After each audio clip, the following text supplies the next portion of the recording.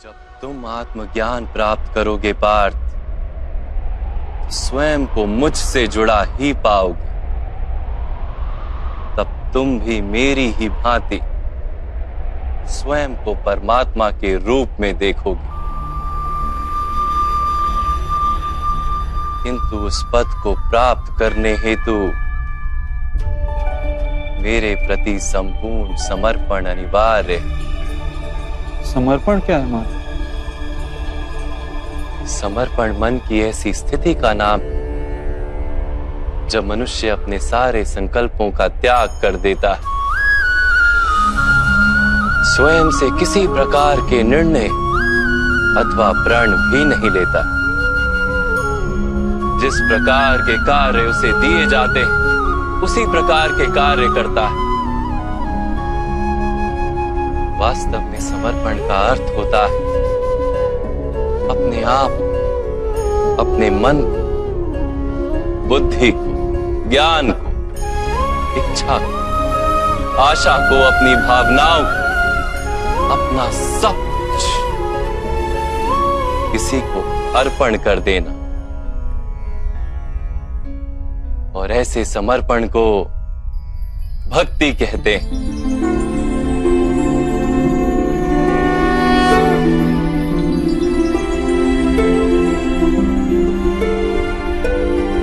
पत्नी का समर्पण पति की ओर, एक योद्धा का समर्पण सेनापति की ओर होता है। एक शिष्य के हृदय में गुरु भक्ति होती है। क्या ये सारी भक्तियां एक समान? क्या सबको ईश्वर की प्राप्ति होती है? नहीं पार्थ, मनुष्य जिसके प्रति समर्पित होता है उसी के रूप में ढलने लगता है। उसके मन में कोई संदेह, कोई प्रश्न जन्म नहीं लेता। किसी दुष्ट के प्रति समर्पण उस मनुष्य के कार्यों को दूषित कर देता है। अंगराज कर्ण ने धर्म को जानते हुए भी द्यूत सभा में पांचाली को अपशब्द कहे थे। जो 5-5 पुरुषों के साथ संबंध रखती है, वैश्या होती है ऐसी स्त्रियां, वैश्या होती है ऐसी स्त्रियां। उसका कारण था अंगराज का भ्राता दुर्योधन के प्रति समर्पण। इस युद्ध में उन्हें जो दंड मिलेगा वो किसी जन्म या जाति के लिए नहीं, अथवा एक दुष्ट के प्रति समर्पण के लिए उन्हें दंड मिलेगा। इसलिए हे धनंजय, समर्पण उत्तम के प्रति होना आवश्यक है। उसी से मनुष्य उत्तम बनता है। लोहे की माला से अपराधी बांधा जाता है, पीतल की माला से मंदिर के दीपक को बांधा जाता है, और सोने की माला को आभूषण बनाकर गले में धारण किया जाता है। पति भक्ति, स्वामी भक्ति, मित्र भक्ति, ऐसी अनेक भक्तियां होती हैं पार्थ, किंतु सबसे श्रेष्ठ भक्ति तो परमात्मा की भक्ति होती है।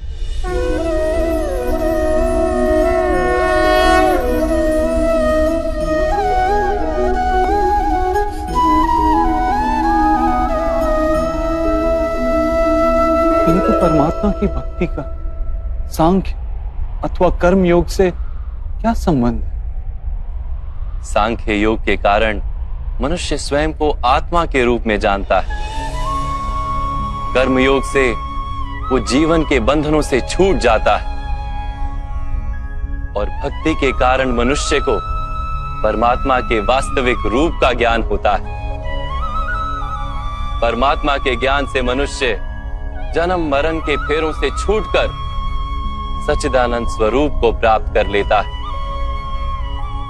परमात्मा में समाकर स्वयं परमात्मा हो जाता है। जैसे जल की छोटी सी बूंद जब सागर में मिलती है तो स्वयं सागर बन जाती है। अर्थात इस शरीर का कोई महत्व ही नहीं है माधव। अवश्य महत्व है पार्थ। शरीर के माध्यम से ही मनुष्य को परमात्मा का साक्षात्कार होता है। मृत्यु और नए जन्म के बीच के समय में आत्मा के ज्ञान में वृद्धि नहीं हो पाती। इस जन्म में प्राप्त अनुभव, ज्ञान, विचार और अभ्यास को लेकर आत्मा नया शरीर धारण करती है। आत्मा की प्रगति और अधोगति शरीर में रहकर ही संभव है।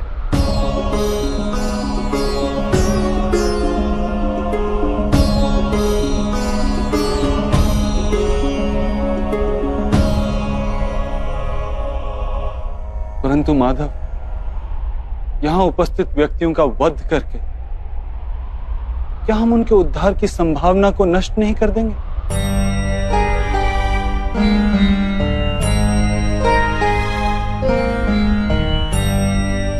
तुम्हारे शत्रु धर्म की मर्यादा को तोड़ चुके हैं पार्थ। अधर्म ही उनका स्वभाव बन गया है।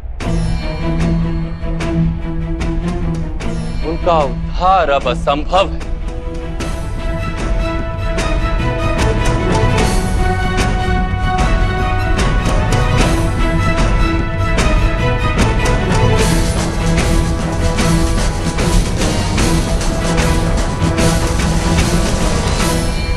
अपराधी को एक सीमा तक ही उद्धार का अवसर दिया जा सकता है।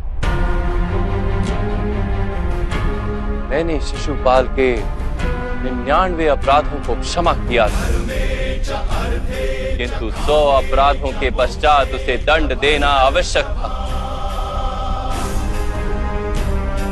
अपराधी को यदि अपराध करने दिया जाए तो उसका अधिक से अधिक पतन होता है।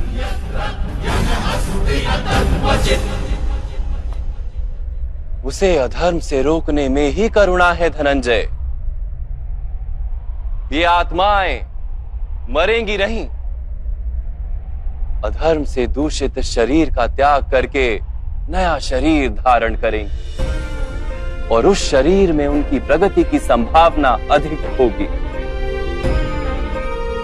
इस विचार से यदि तुम युद्ध करोगे तो वो उचित है। मनुष्य का शरीर उसकी संपत्ति भी है और मर्यादा भी। धर्म के मार्ग पर प्रवास करने वाला मनुष्य अपने शरीर को शुद्ध करता है और उसके माध्यम से आत्मा का साक्षात्कार करता है। इसी को क्षेत्र क्षेत्रज्ञ संबंध कहा गया है। मैं इसका तात्पर्य नहीं जान पाया माधव।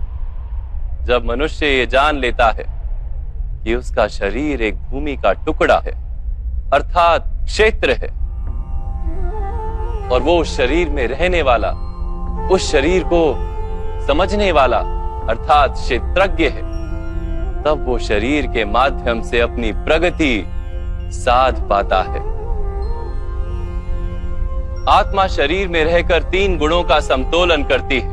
तमस को घटाकर सत्व को बढ़ाने का उपाय करती है और ईश्वर की भक्ति करके परमात्मा के साथ एक हो जाती है। भक्ति कैसे की जाती है माधव? क्या समर्पण ही भक्ति नहीं?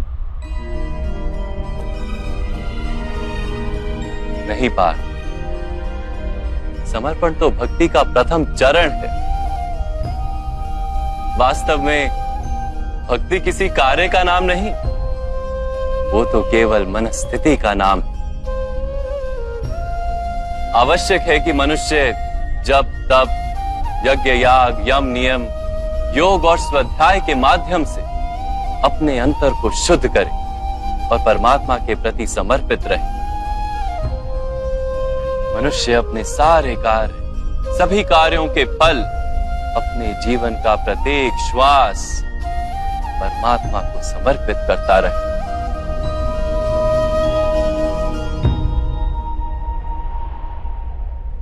यदि भक्ति केवल मन की स्थिति तो जब तब आदि का क्या महत्व है माधव?